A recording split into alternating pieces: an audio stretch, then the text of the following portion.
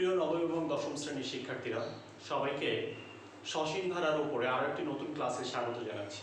প্রিয় শিক্ষার্থী, এটি সসীম ধারার উপরে আমার শেষ ক্লাস, কারণ এর আগে আমি ধারাবাহিকভাবে অনেকগুলো ক্লাস নিয়েছি এই অধ্যায়টির উপরে। নিশ্চয়ই তোমরা জানো যে সসীম ধারায় এখানে আমাদের সমান্তর ধারা এবং গুণোত্তর ধারা এই দুটি বিষয়ের উপর আমরা এখানে তোমাদের পড়ানোর চেষ্টা করেছি। গুণোত্তর ধারার উপরে এটি শেষ ক্লাস। তাহলে দেখো, আমরা গুণোত্তর ধারার ক্ষেত্রে আমরা এর আগের ক্লাসগুলোতে কিন্তু গুণোত্তর ধারার অনুশীলনীর আমরা 15 পর্যন্ত সমাধান করে দিয়েছিলাম অনুশীলনী। আজকের ক্লাসে আমি তার পরবর্তী যে ম্যাথগুলো আছে সেগুলো সমাধান করে দেওয়ার চেষ্টা করি। প্রিয় শিক্ষার্থী, আমি অমিত সরকার, প্রভাষক, উচ্চতর গণিত, Khulna collectorate public school and college. প্রিয় শিক্ষার্থী, আজকের ক্লাসে আমি তোমাদের অনুশীলনীর 16 নম্বর ম্যাথ দিয়ে ক্লাসে শুরু করতে চাই। 16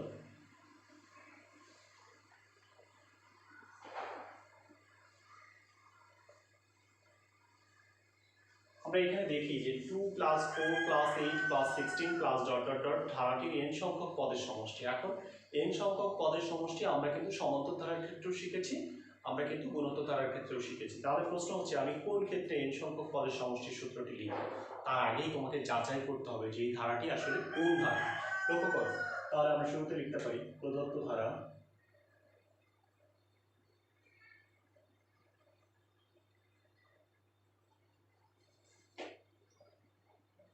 2 + 4 + 8 + 16 বলতে পারি এখানে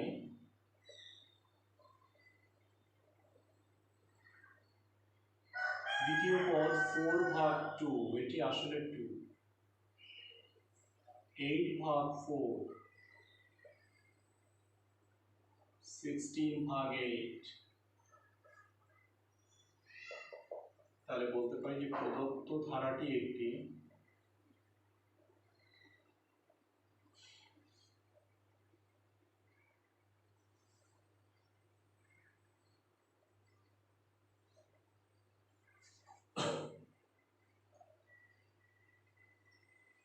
গুণোত্তর ধারা। তাহলে দেখো, শুরুতে আমরা যেটা লিখলাম যে প্রদত্ত ধারাটি একটি গুণোত্তর ধারা। আচ্ছা, এটি কিন্তু কোথাও আমাদের বলে দেওয়া ছিল না, যার কারণে আমাকে গুণোত্তর ধারা প্রমাণ করতে হবে। দেখো, যার প্রথম পদ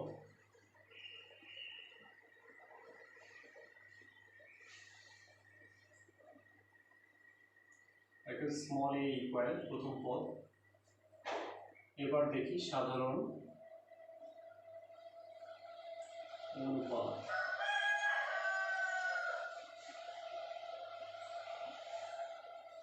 আমরা এটি লক্ষ্য করো, এটি হচ্ছে অবশ্যই 1 এর চেয়ে বড়। তাহলে দেখো, যদি আমরা r এর মান 1 এর চেয়ে বড় হয়, সেক্ষেত্রে কিন্তু আমাদের এখানে যেটি বলে দেওয়া আছে যে ধারাটির প্রথম n সংখ্যক পদের সমষ্টি, সেক্ষেত্রে একটি সূত্র হবে। তাহলে আমরা লিখতে পারি যে আমরা জানি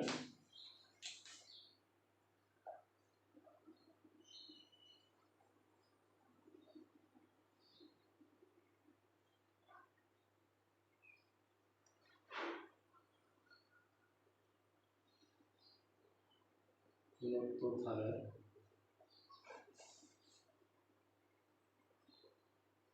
প্রথম n সংখ্যক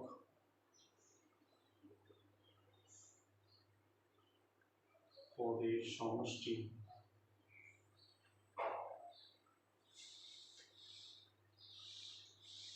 ar⁻n-1/r-. দেখো, এই সূত্রটি আমরা কখন লিখবো? আমরা কিন্তু বারবার করে বলেছি আমরা এখানে লিখব। কারণ এটি কেন লিখবো আমি বারবার করে বলেছি যে আমাদের যে r এর যে মানটি, সেটি লক্ষ্য করো যে r এর যে মান সেটি কিন্তু 1 এর চেয়ে বড়। r এর যে মান সেটি 1 এর চেয়ে বড়, তাই গুণোত্তর ধারার প্রথম n সংখ্যক পদের সমষ্টির ক্ষেত্রে আমরা কিন্তু অবশ্যই এই সূত্রটি লিখবো। এটি কিন্তু খেয়াল করতে হবে, কারণ ar⁻n-1/r-1 এটি লিখবো। কারণ আমরা যদি দেখি r হচ্ছে 1 এর চেয়ে ছোট, সেক্ষেত্রে কিন্তু a×1-r⁻n/1-r লিখতাম। আচ্ছা, এটি তোমরা জানো, এটি গত ক্লাসগুলোতে অনেকবার এটি আলোচনা করা হয়েছে। তাহলে লক্ষ্য করো, বই তো এখানে কিন্তু উল্লেখ করে দেওয়া আছে যে তোমাকে ধারাটির n সংখ্যক পদের সমষ্টি কিন্তু দেওয়া আছে 254। তাহলে দেখো, আর তুমি একটা সূত্রের সাহায্যে পেয়েছো। তাহলে এখান থেকে দেখো, তোমার যে যে মানগুলো জানা সেগুলো কিন্তু তুমি বসিয়ে দিতে পারো। দেখো এর মান এখানে আছে হচ্ছে a ইকুয়াল টু, তাহলে 2 ইন্টু আর এর মানও দেখো, তাহলে 2 to the power n minus 1, বা নিচে আর এর মান যেহেতু 2, তাহলে 2 মাইনাস 1 দ্যাট ইজ 1, তাহলে এখানে থাকছে 2 into 2 to the power n minus 1। লক্ষ্য করো এটি কিন্তু তুমি এখন বলতে পারছো যে প্রশ্ন মতে বা শর্ত মতে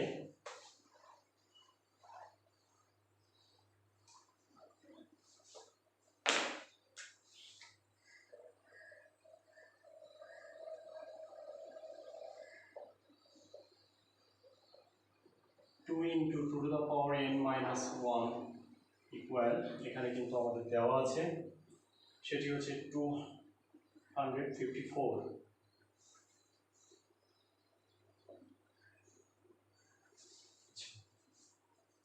এখন দেখি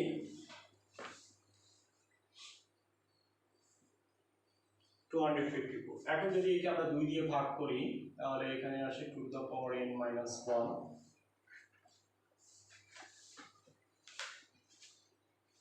আমরা একটু ক্যালকুলেটরে হেল্প নিতে হবে। 254 এটা 2 দিয়ে ভাগ দিলে এটা খুবই সহজে করা যাবে।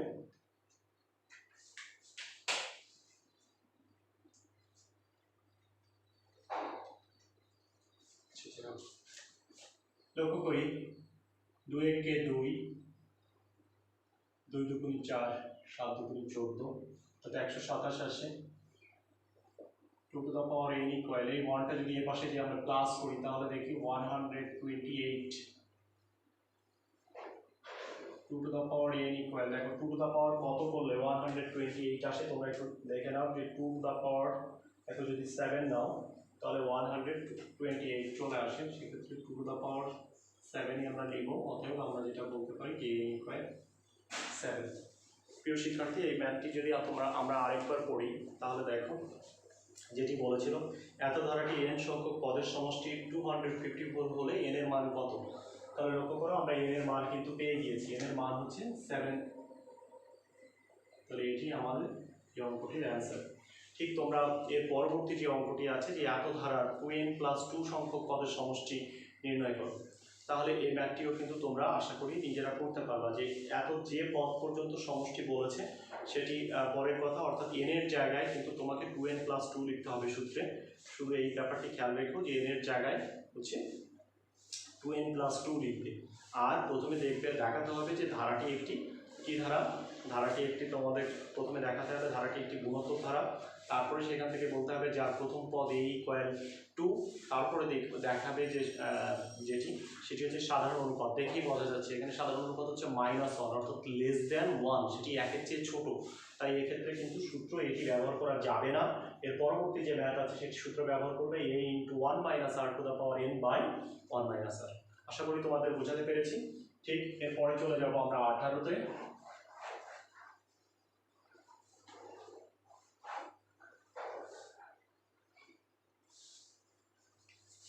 কিন্তু 18-তে যাওয়ার আগে আমি কিছু সূত্র একটু আলোচনা করতে চাই। প্রিয় শিক্ষার্থী, লক্ষ্য করো এই প্রত্যেকটি সূত্র তোমাদের কিন্তু ক্লাসে প্রমাণ করে দেখানো হয়েছে। প্রথমে যেটি আছে সেটিকে আমরা বলতে পারি 1 + 2 + 3 ... অর্থাৎ আমরা যদি মুখে রেখে ভাষায় বলতে চাই প্রথম n সংখ্যক স্বাভাবিক সংখ্যার সমষ্টি, এটি আমরা জানি n × n + 1/2। পরে যেটি আছে 1² + 2² + 3² n², এটি আর কিছুই নয়, প্রথম n সংখ্যক স্বাভাবিক সংখ্যার বর্গের সমষ্টি। আগে বর্গ পরে সমষ্টি, প্রথম n সংখ্যক স্বাভাবিক সংখ্যার বর্গের সমষ্টি। সে সূত্র আমি তোমাদের প্রতিপাদন করে দেখিয়েছি n × n + 1 × 2n + 1/6। আর নিচে যেটি আছে সেটি হচ্ছে প্রথম n সংখ্যক স্বাভাবিক সংখ্যার ঘনের সমষ্টি। আগের ঘন অর্থাৎ আগে কিউব করবো পরে সমষ্টি, সেটি হচ্ছে n × n + 1/2। এই টোটালটা হচ্ছে স্কোয়ার। অর্থাৎ এই সূত্রগুলো কিন্তু তোমাদের আগেই আমি প্রমাণ করে দেখিয়েছি, এই সূত্রগুলো কিন্তু এখন আমাদের দরকার হবে।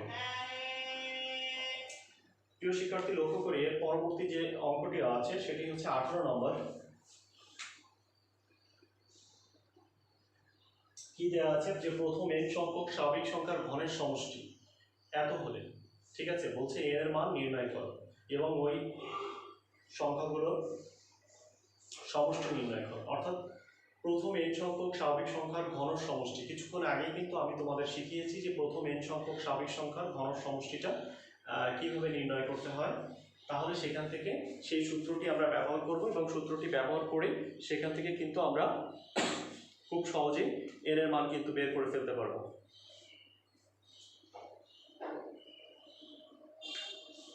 লক্ষ্য করি দেওয়া আছে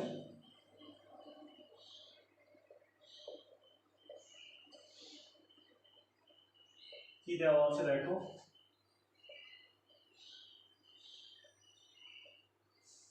প্রথম n সংখ্যক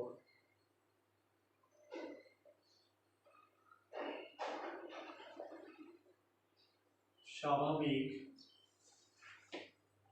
সংখ্যার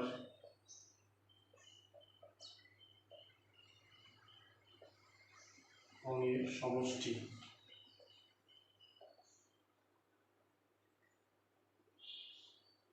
এখানে দেওয়া আছে 441। একই নিয়মে দেখবে পরপর দুটি ম্যাথ আছে, এরপর লিখবে হচ্ছে আমরা জানি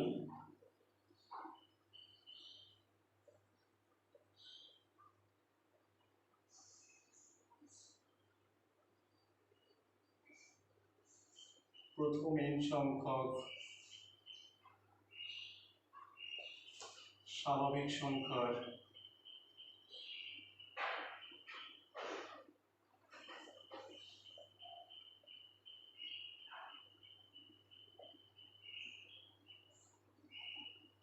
ঘনের সমষ্টি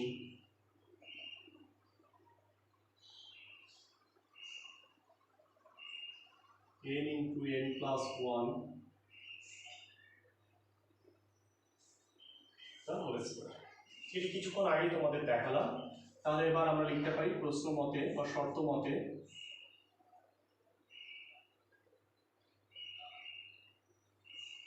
n into n plus 1 এটা ইকুয়াল দেওয়া আছে আমাকে। আচ্ছা, এখন প্রথমে যেটি আছে আমাকে যদি স্কয়ার উঠাতে হয় তাহলে বর্গমূল করতে হবে উভয় পক্ষে, সেক্ষেত্রে n into n plus 1 by 2 equal 441 দেখো 21 আসবে, বর্গমূল করে দিয়েছি উভয় পক্ষকে। এরপরে যেটা হচ্ছে সেটি হচ্ছে আর গুণ করবো, n n গুণ করে দাও, তাহলে এখানে যেটা আছে বা n into n plus 1 এভাবে রাখতে পারো ইকুয়াল এর সঙ্গে 2 গুণ,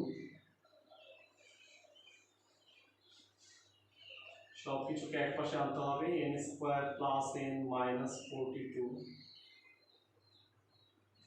দেখো 42, এখানে রেজিস্টার ব্রেক করতে হবে যেহেতু এটা গুণফল নেগেটিভ, তাহলে একটা পজিটিভ একটা নেগেটিভ, 6 7 42 আমরা বলতে পারি। তাহলে লক্ষ্য করো n square plus 7n minus 6n minus 42 equal 0 plus এখানে n যদি আমরা কমন নিই এখানে থাকে দেখো n প্লাস 7 মাইনাস 6 কমন নিলে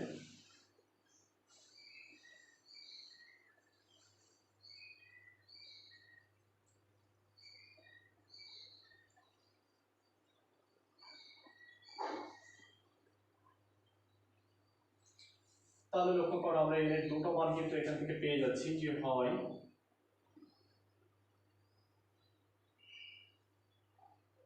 অথবা, তাহলে এখান থেকে দেখো যে n ইকুয়াল একটা পেলাম -7 আর একটা এখান থেকে পাচ্ছি n ইকুয়াল 6। লক্ষ্য করো n ইকুয়াল -7 এটি কিন্তু গ্রহণযোগ্য নয়। কেন গ্রহণযোগ্য নয়? কারণ আমরা দেখো n আসলে কি ধরেছি যে প্রথম n সংখ্যক স্বাভাবিক সংখ্যা, তাহলে দেখো n এর মান হচ্ছে -7, তাহলে -7 কি কখনো স্বাভাবিক সংখ্যা? কখনোই স্বাভাবিক সংখ্যা নয়। তাই এটা শুধুমাত্র এটুকু লিখে দিতে পারো যে গ্রহণযোগ্য নয়।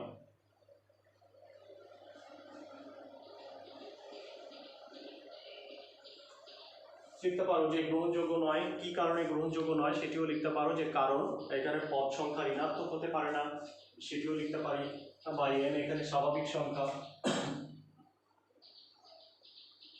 কারণ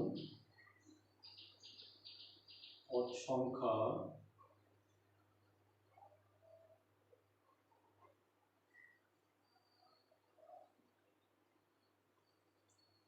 ঋণাত্মক হতে পারে না। প্রিয় শিক্ষার্থী, এই অঙ্কের শেষ অংশে যেটি বলেছে ওই সংখ্যাগুলোর সমষ্টি নির্ণয় করো, অর্থাৎ সেটি কিন্তু খুবই সহজ একটা ব্যাপার। ওই সংখ্যাগুলো অর্থাৎ প্রথম এখানে n এর মান তুমি 6 পেয়েছো, তাহলে দেখো প্রথম 6টি পদের সমষ্টি, অর্থাৎ এটি কিন্তু খুবই সহজ। প্রথম 6টি পদের আমরা প্রথম n সংখ্যক পদের সমষ্টির সূত্র জানি, n × n + 1/2। তাহলে প্রথম 6টি পদের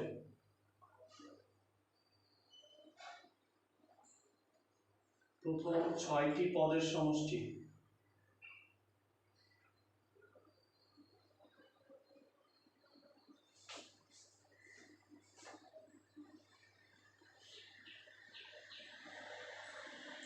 এটাকে আমরা s6 দিয়ে প্রকাশ করতে পারি, n × that 6 × 6 + 1/2। তাহলে এখানে থাকে 3। আমরা যদি কাটাকাটি করি তাহলে আমরা এখান থেকে 3 3 3 সাথে 21। তাহলে আমরা দেখলাম প্রথম 6টি পদের অর্থাৎ প্রথম 6টি স্বাভাবিক সংখ্যার যদি আমরা সমষ্টি করি,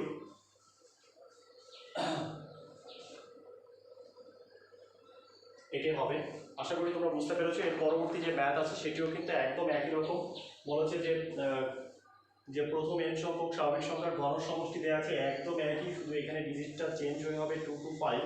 তাহলে এটা সমান 2 to 5 সেভাবে ক্যালকুলেশন করে n এর মান বের করবা।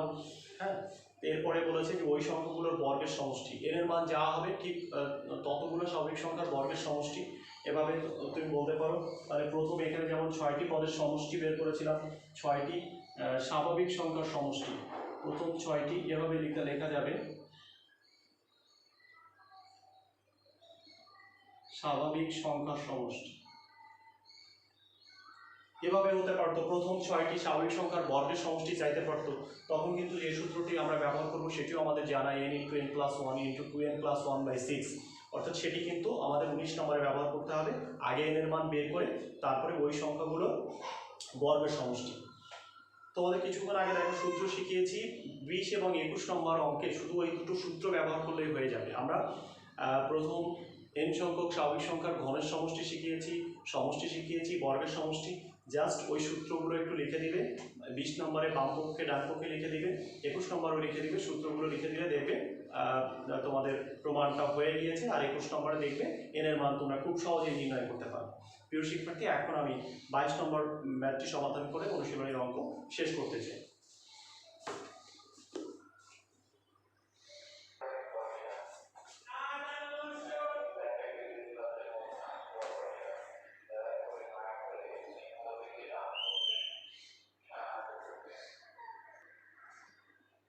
প্রিয় শিক্ষার্থী, লক্ষ্য করো, এবারে আমাদের যে অঙ্কটি সেটি হচ্ছে 22 নম্বর। বলেছে 1 মিটার দৈর্ঘ্য বিশিষ্ট একটি লোহার দণ্ডকে 10টি টুকরো বিভক্ত করা হলো। দেখো 1 মিটার হচ্ছে টোটালটা, একে আমরা 10 ভাগে ভাগ করব এবং এমনভাবে ভাগ করতে হবে, বলেছে যে টুকরোগুলোর দৈর্ঘ্য যেন একটি গুণোত্তর দ্বারা গঠন করে। কিভাবে গুণোত্তর দ্বারা গঠন করবে? যদি বৃহত্তম টুকরোটি ক্ষুদ্রতম টুকরো 10 গুণ হয়, তবে ক্ষুদ্রতম টুকরোর দৈর্ঘ্যের মান আসন্ন, এখানে বলেছে মিলিমিটারে নির্ণয় করো। তাহলে দেখো সবচেয়ে যেটা ক্ষুদ্রতম হবে সেটি তো নিশ্চয়ই সেটি মিলিমিটারে হবে, এরপরে আস্তে আস্তে বাড়বে। তাহলে দেখো আমরা সেই কাজটি করেছি, সবচেয়ে ছোটটা ধরে নিয়েছি। মনে করি লোহার দণ্ডের ক্ষুদ্রতম টুকরোর দৈর্ঘ্য আমি ধরেছি a মিলিমিটার। তাহলে দেখো সবচেয়ে একটা ছোট, তার চেয়ে আরেকটা কিছুটা বাড়বে, তারপরটা তার চেয়ে কিছুটা বাড়বে, এবং এমনভাবে বাড়বে যেন এটা একটা কি ধারা গঠন করবে? গুণোত্তর ধারা গঠন করবে। তাই সেই কথাটি লিখেছি যে লোহার টুকরোগুলোর দৈর্ঘ্য, দেখো গুণোত্তর ধারা গঠন করলে, যদি গুণোত্তর ধারা গঠন করে তাহলে প্রথম পদটা কোনটা হবে? সবচেয়ে ক্ষুদ্রতম যে টুকরোটা আছে সেটি। আমি সেই কথাটাই লিখেছি যে লোহার টুকরোগুলোর দৈর্ঘ্য গুণোত্তর ধারা গঠন করলে গুণোত্তর ধারার প্রথম পদ হবে আসলে এইটাই হচ্ছে গুণোত্তর ধারার প্রথম পদ। আমরা ধরে নিয়েছি যে সাধারণ অনুপাতটা হচ্ছে আর, ধরি সাধারণ অনুপাত, এটিও লিখতে পারতে তোমরা চাইলে, এখানে ধরি কথাটি লিখতে পারতে যে ধরি, এটা আর আসলে ধরি সাধারণ অনুপাতটা হচ্ছে আর, পদ সংখ্যা আসলে 10। কেন 10? এই যে আমরা কিছুক্ষণ আগে বলেছিলাম যে আমরা 10টা টুকরো বিভক্ত করব, তাহলে এখানে মোট হচ্ছে 10টা পদ, তাহলে n = হচ্ছে 10। দেখো ধারাটির 10টি পদের সমষ্টি, আমি এটাই কিন্তু খুব সবচেয়ে গুরুত্বপূর্ণ, এই যে 10টি টুকরো সমষ্টি টোটালটা মিলে হবে 1 মিটার। এই 1 মিটারকে আসলে 10টা টুকরো ভাগ করতে হবে। তাহলে যদি বলি আমরা ধারাটির যে 10টি পদের সমষ্টি যেটাকে আমরা বলছি S10 সমান 1 মিটার, যেহেতু এখানে মিলিমিটার ধরেছি সবচেয়ে ক্ষুদ্রতমটা, তাই এখানে দেখো আমরা এটাকে মিলিমিটারে নিয়ে নিয়েছি। তাহলে আমরা জানি যে কিলো, হেক্টর, ডেকা, মিটার, ডেসি, সেন্টি, অর্থাৎ মিটার থেকে ডেসি, সেন্টি, মিলি, অর্থাৎ আমাকে 1000 দিয়ে গুণ করলে সেটি কিন্তু মিলিমিটার হয়ে যাবে। তাহলে এখন দেখো আমাদের যে প্রশ্নের মধ্যে যেটা লিখেছি, ক্ষুদ্রতম যে দৈর্ঘ্যটা ছিল তার 10 গুণ, অর্থাৎ একে যদি 10 দিয়ে গুণ করো তাহলে সবচেয়ে বৃহত্তম পদ, অর্থাৎ গুণত্ব দ্বারা যদি তোমাকে বলা হয় 10তম পদটা কত হবে, তাহলে তুমি নিশ্চয়ই বলবে a r to the power 10 minus 1, 10তম পদ a r to the power 10 minus 1। তাহলে দেখো a r to the power 10 minus 1 দেখি যেটা হচ্ছে 10তম পদ। আরেকটা কথা বলে দিয়েছে যে ক্ষুদ্রতমটা 10 গুণ হচ্ছে 10তম পদ, ক্ষুদ্রতম হচ্ছে a, দেখো a কে যদি 10 দিয়ে গুণ করো সেটাই 10তম পদ। আবার আরেকটা আমরা সূত্র দিয়ে বের করেছি যে a r to the power 10 minus 1, a r to the power 10, এখানে n ও লিখতে পারো যে n ইকুয়াল টু 10। লক্ষ্য করি আমরা এখানে 10 equal a r to the power 9 থাকছে, উভয় পাশ থেকে আমরা যদি a এটা বাদ দিই, লক্ষ্য করো a যদি বাদ দিই তাহলে r to the power n equal 9 equal 10 থাকে। সেখানে দেখো আমরা এটা জানি যে r to the power 9 equal 10। আর কিভাবে বের করতে হয় তোমরা অনেকেই হয়তো জানো না, এর হোল টু দা পাওয়ার 1/9 নেব উভয় পক্ষে, তাহলে 10 এর হোল টু দা পাওয়ার 1/9।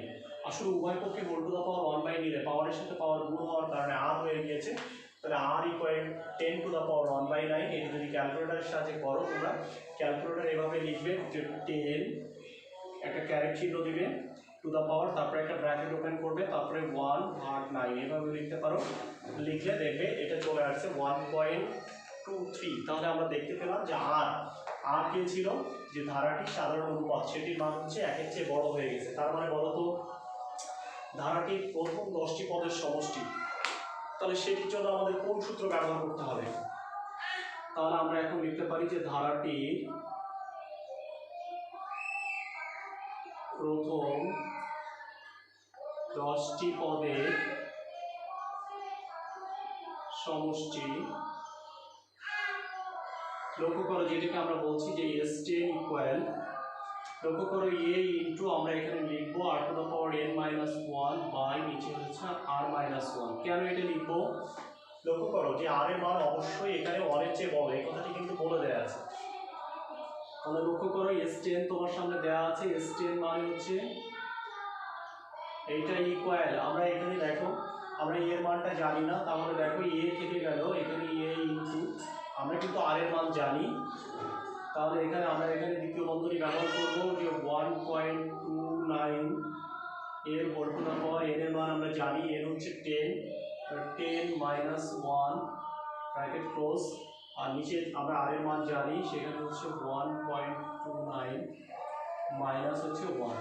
প্রিয় শিক্ষার্থী লক্ষ্য করছো এখানে সব কিছুর মান জানা, শুধু এর মান জানি না, এখান থেকে নিশ্চয়ই তোমরা খুব সহজেই এর মান বের করতে পারবে। আর এরপরে আমরা যদি দেখতে পাই অনুশীলনী কয়েকটি সৃজনশীল আছে, তোমরা যদি কেউ অনুশীলনী অঙ্কগুলো সঠিকভাবে শিখে থাকো তাহলে নিজেরাই সৃজনশীলগুলো প্র্যাকটিস করতে পারবে। যারা এতক্ষণ ধরে আমার সঙ্গে সসীম ধারার প্রত্যেকটি ক্লাস করেছো, যারা আমার ভিডিওগুলো দেখে উপকৃত হয়েছো, আশা করি যারা দেখেছো ধারাবাহিকভাবে সবাইকে ধন্যবাদ জানাচ্ছি। যারা আমার ভিডিওগুলো দেখেছো সবাইকে অসংখ্য ধন্যবাদ জানাচ্ছি, এবং আগামীতে হয়তো তোমাদের জন্য আরও অনেক সুন্দর সুন্দর ক্লাস নিয়ে আমি হাজির হব। সেই সকল ক্লাস দেখার আমন্ত্রণ রইল সবাইকে। সবাই ভালো থাকো, সুস্থ থাকো, এই শুভকামনা জানিয়ে আজকে এ পর্যন্তই।